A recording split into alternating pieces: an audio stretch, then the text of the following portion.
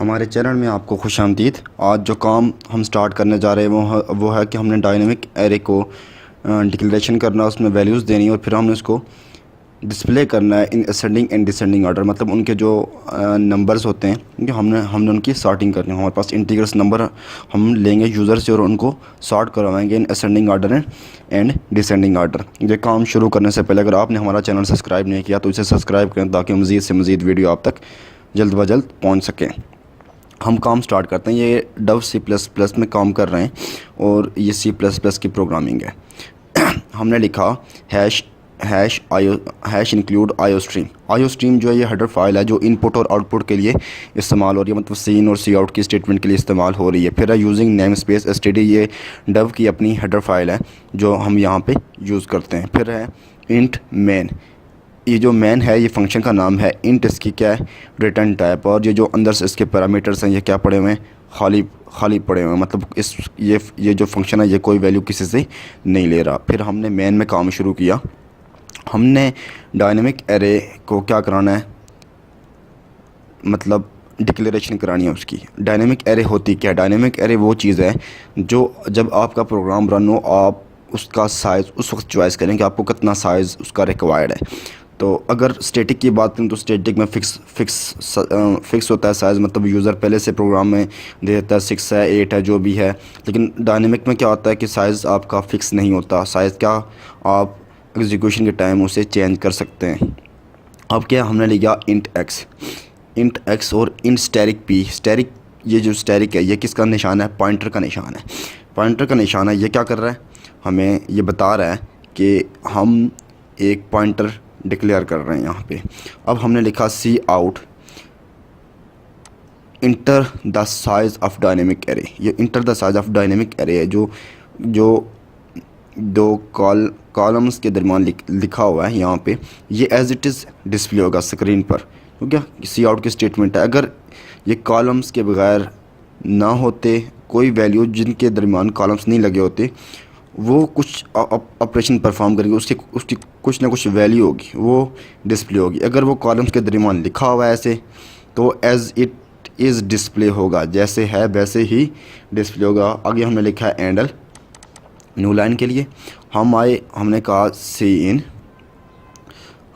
सी इन x के x की value क्या कर दें, इंटर कर दें। जो एक्स में क्या वैल्यू जाएगी, जो भी आपके एरे का साइज़ होगा वो यहाँ पे एक्स में जाएगा। मतलब अगर आपने 10 इंटर किया 10 जाएगा, 20 किया 20 जाएगा, 2 किया 2 जाएगा, 5 किया तो 5 ही जाएगा। ये पी जो था हमने लिया था पॉइंटर, ठीक है। हमने कहा था ये क्या है, पॉइंटर है। इसके आगे हमने लिखा equal to new int, brackets में लिखा हमने एक्स। ये है सिंटैक्स कि आपने डिक्लेरेशन कैसे करनी है इसकी, मतलब डायनेमिक एरे की डिक्लेरेशन कैसे करनी है। आपने पॉइंटर लिखा पी, आप आगे लिखा equal to new int X में जो भी आपकी वैल्यू वो जाएगी। ये आपकी डायनेमिक, ये आपको ये चीज़ बता रहा है न्यू इंट कि आपके पास एक इंटीगर टाइप की डायनेमिक एरे डिस्प्ले हो रही है जिसका साइज़ यूज़र ख़ुद एग्जीक्यूशन के टाइम इंटर करेगा। एक्स होगा उसका साइज़, जो भी यूज़र वहाँ से इंटर करेगा। अब हम नीचे आए, हमने कहा इंट आई इक्वल टू 0 और आई इज़ लेस देन एक्स मतलब 5 लिखा तो 5 मतलब यूज़र ने अगर 5 इंटर किया साइज़ तो आई इज़ लेस देन 5 होगा। 10 किया तो आई इज़ लेस देन 10 होगा। ये एग्जीक्यूशन के टाइम डिसाइड होगा कि लूप कितनी बार चलेगी, 5 टाइम चलेगी, 10 बार चलेगी, 15 टाइम चलेगी। ये एग्जीक्यूशन के टाइम जो होगा हमें मालूम होगा। फिर क्या है आई प्लस प्लस कि उसमें प्लस प्लस होता जाए, जब तक कंडीशन रॉन्ग नहीं होगी ये लूप क्या होगी, चलती रहेगी एज इट इज़। फिर क्या है हमने लिखा cout enter the value in index. ये जो आई जो है ना, ये यहाँ पे देखो इसके आगे पीछे कुछ कॉलम्स वगैरह नहीं लगे हुए। इसका मतलब है ये इसकी कुछ ना कुछ वैल्यू होगी, वो वैल्यू यहाँ पे डिस्प्ले होगी, ठीक है। तो वैल्यू उसकी क्या होगी, जो आई इक्वल टू 0 है तो फर्स्ट टाइम जब चलेगा तो 0 डिस्प्ले होगी, सेकंड टाइम 1, फिर 2, इस तरह जो भी वैल्यू होगी आई की वो यहाँ पे डिस्प्ले होती जाएगी। और फिर हम आगे से इन पी जो है वो क्या थी, आपके डायनेमिक एरे का नाम था, और आई क्या था, उसका इंडेक्स है। जो भी 0 होगा 1 होगा 2 होगा वो यहाँ पे क्या आ जाएगा। तो उसमें क्या हो जाएगा, आप जो भी सीन कराएंगे वहाँ पे स्टोर होता जाएगा। अच्छा, ये लूप का चलने का तरीक़ाकार क्या होगा। First term I equal to 0 होगा। अगर यूज़र ने यहाँ पे मैं कहता हूँ 3 इंटर किया है, एक्स इक्वल टू 3 इंटर किया है, साइज़ जो है उसने 3 रखा है, तो first time I equal to 0 होगा और ये चीज़ प्रिंट होगी, इंटर द वैल्यू इंडेक्स, यहाँ पे 0 लिखाएगा आई की जगह, इक्वल टू, आप सीन करेंगे तो इंडेक्स 0 के ऊपर वैल्यू स्टोर हो जाएगी। फिर आई में प्लस प्लस होगा, कंडीशन चेक होगी, कंडीशन ट्रू है तो क्या होगा यहाँ पे 1 इज़ लेस दैन 3, मतलब प्लस प्लस हुआ, इंक्रीमेंट हुआ ना 0 के बाद, तो 1 हो गया, तो 1 इज़ लेस दैन 3, देखा कंडीशन चेक होगी, ट्रू है। तो फिर एक बार ये चलेगा, लिखाएगा enter the values in index 1, हो गया, सी इन पी आई, जो भी इंडेक्स होगा 1 इंडेक्स है तो 1 के ऊपर वैल्यू चली जाएगी, इंटर हो जाएगी। फिर इंक्रीमेंट होगा, क्या आ जाएगा 2, फिर देखेगा कंडीशन क्या है, ट्रू है, 2 इज़ लेस दैन 3 है, कंडीशन ट्रू है। फिर ये अंदर आएगा, कहेगा enter the value in index 2 equal to C in P I, C in P I में इंडेक्स P2 के इंडेक्स पे वैल्यू हमारी क्या हो जाएगी, इंटर हो जाएगी।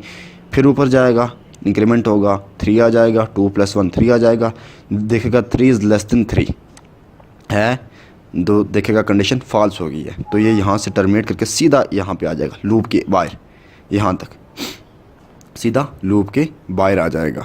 ये इसका क्या एग्जीक्यूशन है, इसको हम कहते हैं ड्राई रन। आपने अगर कोई भी प्रोग्राम सीखनी है तो आपको उसकी ड्राई रनिंग लाजमी आनी चाहिए। ड्राई रनिंग आपकी प्रोग्रामिंग के लिए बहुत इंपॉर्टेंट है, बहुत मायने रखती है। फिर क्या है, the elements in ascending order are and L, हम अब जो एलिमेंट्स डिस्प्ले करवाने के लिए जा रहे हैं हम उन्हें डिसेंडिंग ऑर्डर में डिस्प्ले कराने के लिए जा रहे हैं। हमने एक लिया इंटीगर लिया, सबसे पहले टी हमने एक इंटीगर टाइप का वेरिएबल ले लिया, हमने 2 लूप्स लगाई हैं।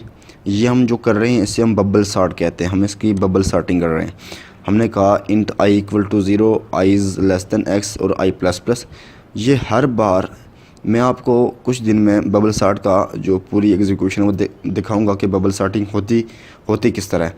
ये हर बार एक स्टेप क्या होता जाएगा, कम होता जाएगा। मतलब आपकी अब डिसेंडिंग कर रहे हैं तो जो सबसे छोटी वैल्यू होगी वो राइट साइड पे, मतलब जो सबसे आपका हाईएस्ट वो होगा इंडेक्स होगा, वहाँ पे सेव हो जाएगी। और अगली बार आपको उसको चेक करने की ज़रूरत नहीं है, आपको एक माइनस करके मतलब उससे पिछली वैल्यू को आपने फिट करना होता है। हमने कंडीशन लगाई है if J is greater than P, मतलब पी का अगर जे वो ग्रेटर देन है Pj+1, ठीक हो गया। ये इंडेक्स है, यहाँ पे अगर 0 आएगा तो यहाँ पे क्या आएगा J+0+1 आ जाएगा।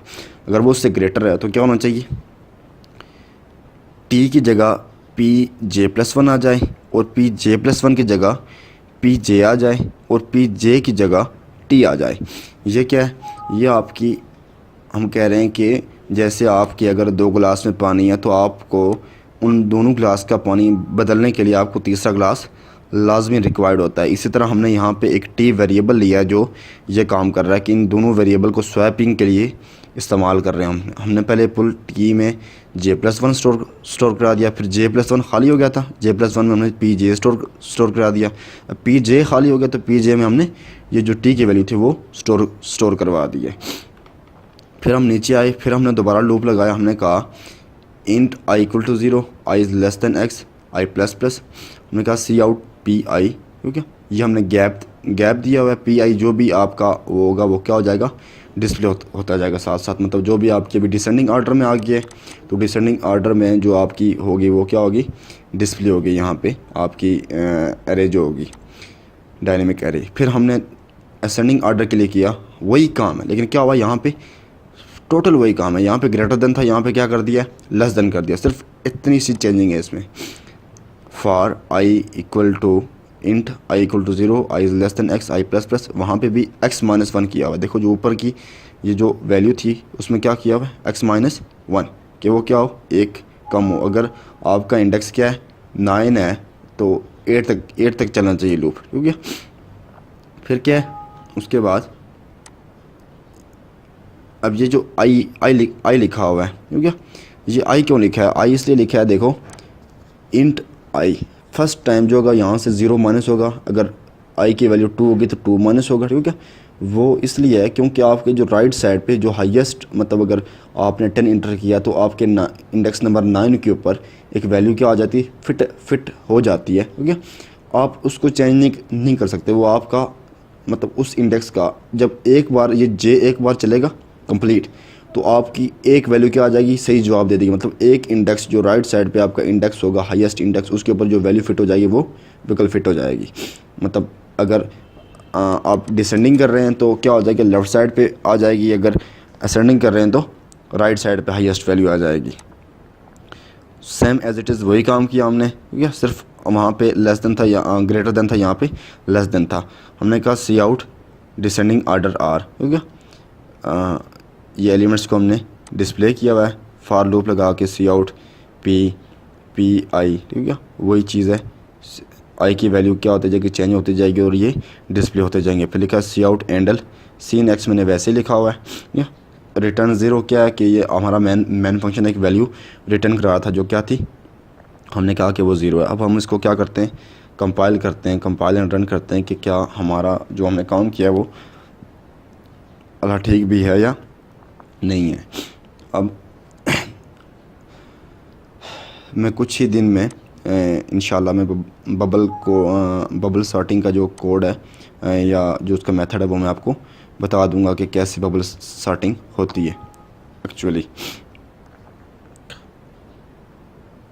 देखते हैं कि हमारा रिज़ल्ट क्या आता है, कोई एरर्स हैं या नहीं हैं, या एरर्स आएंगे तो उन्हें रिमूव कर दिया जाएगा। अच्छा, अगर आप प्रोग्रामिंग की ज़बान में अगर कोई गलती करें तो उसे हम क्या कहते हैं, सिंटैक्स एरर कहते हैं। ऐसा एरर जो आपका कंपाइलर डिटेक्ट नहीं कर सकता। अगर प्लस है तो आपने माइनस लिख दिया किसी जगह पे, वो एरर जो होगा वो आपका कंपाइलर डिटेक्ट नहीं कर सकता, तो क्या होगा, उसको हम लॉजिकल एरर कहते हैं। अगर प्रोग्रामिंग की ज़बान में क्या, उसे सिंटैक्स एरर कहते हैं। हम आते हैं, हमारा रिज़ल्ट आया, देखें क्या लिखा, inter the size of dynamic array. क्या आपने डायनेमिक एरे का साइज़ इंटर करना है कि क्या उसका साइज़ है। मैंने कहा उसका साइज़ हमने 5 रखना है, 5 हो गया। इंडेक्स लिखा है inter the value in index 0, मैं लिख देता हूँ 2। फिर index inter the value in index 1, मैंने लिख दिया 9। फिर लिख दिया 1, फिर लिख दिया 7, फिर लिख दिया 2 बल्कि मैंने एक बार लिखा हुआ, मैंने लिख देता हूँ 9 भी लिखा हुआ, मैं लिख देता हूँ 5। अब ये आपके देखो लिखा आया, the element in ascending order are 0 1 2 5 7 और element in descending order are 9 7 5 2 1। ये आपका रिज़ल्ट आ गया असेंडिंग और डिसेंडिंग दोनों में। तो सब्सक्राइब करें चैनल को अगर इसी तरह की मज़ीद वीडियोज़ चाहिए, और कमेंट करें अगर कोई वीडियोज़ रिक्वायर्ड है तो।